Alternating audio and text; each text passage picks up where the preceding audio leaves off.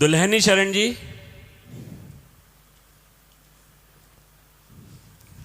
जय जय कोटि कोटि प्रणाम। जी।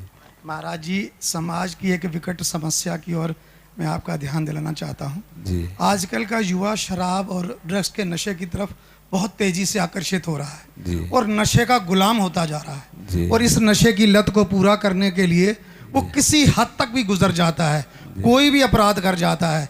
अपने नशे की लत को पूरा करने के लिए हत्या, लूट जैसे अपराध कर जाता है। जी। और आंकड़े ये बताते हैं कि 90% अपराध, हत्या, लूट और बलात्कार उस समय अपराधी नशे में पाया गया। जी। तो इसलिए आपसे प्रार्थना है, कुछ ऐसा मार्गदर्शन करें कि समाज से ये कुरीति खत्म हो जाए। जी।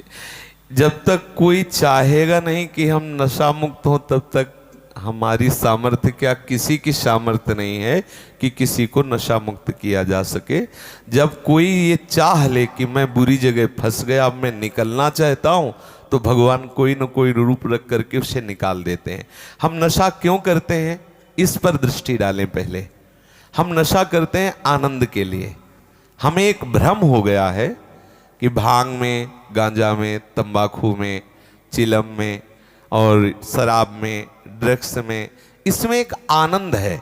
ऐसे प्रलोभन से हमारी बुद्धि ने हमको किसी भी नशे से जोड़ दिया, और जब हम उस नशा को करते हैं तो हमारी बुद्धि होती है शिथिल, और हम उस शिथिल और उन्मत्तता को आनंद समझ लेते हैं। धीरे धीरे हम उस शिथिलता और उन्मत्तता का ऐसा प्रभाव पड़ता है, इतने आसक्त हो जाते हैं कि हम उसके बिना जी नहीं सकते।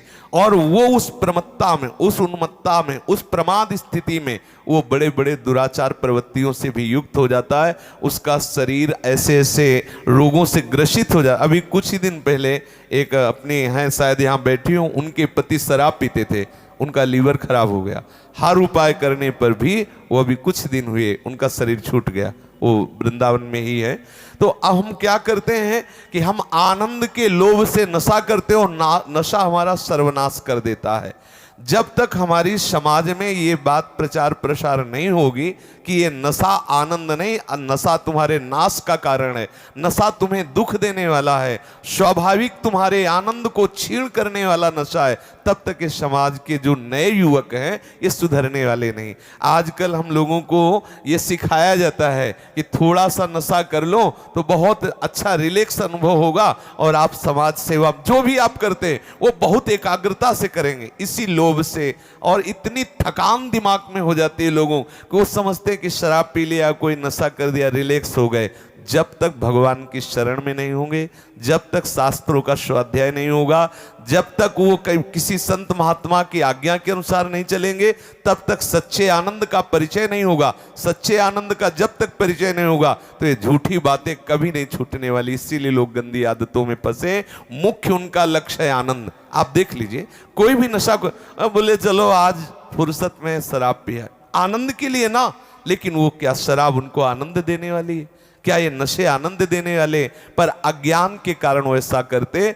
जब तक उनको सत्संग नहीं मिलेगा और जब तक वो स्वयं नहीं छोड़ना चाहेंगे, हम ये जानते हैं कि हम ये कर रहे हैं लेकिन बुरा है, इसे छोड़ना चाहता हूं, तो उपाय है। जब वो उसे छोड़ना ही नहीं चाहता, उसे गुण मान लिया है कि ये हमारे आनंदित होने का, हमारे विश्राम का, हमारे रिलैक्स होने का उपाय है, तो कोई नहीं छुड़ा सकता है। इसलिए हमें लगता है कि पहले उनको सत्संग मिलना चाहिए, वो इस बात को समझें कि मैं गलत आचरणों में हूं, मुझे छोड़ना चाहिए गलत आचरण, फिर वो छोड़ सकते हैं।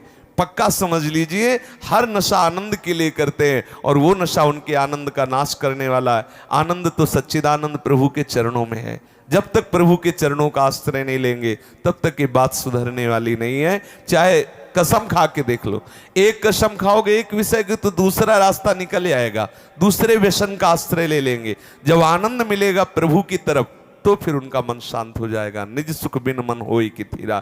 इसलिए हमें लगता है कि जो अपने समाज के लोग हैं इनको शास्त्रों का स्वाध्याय करना चाहिए, सत्संग करना चाहिए और अपने बुजुर्गों की आज्ञा का पालन करना चाहिए। व्यसनों से दूर रहें, नाम जप करें तो बुद्धि शुद्ध हो तो भले सुधार हो जाए, नहीं तो हमारी आपकी कोई बात सुनने वाला नहीं है। अगर ज्यादा कहोगे तो पिट ऊपर से जाओगे। हाँ, वो मानने वाले नहीं है, क्योंकि उनके अंदर ये धारणा बैठ गई है कि रिलैक्स होने के लिए, आनंदित होने के लिए ये व्यसन जरूरी है। जी।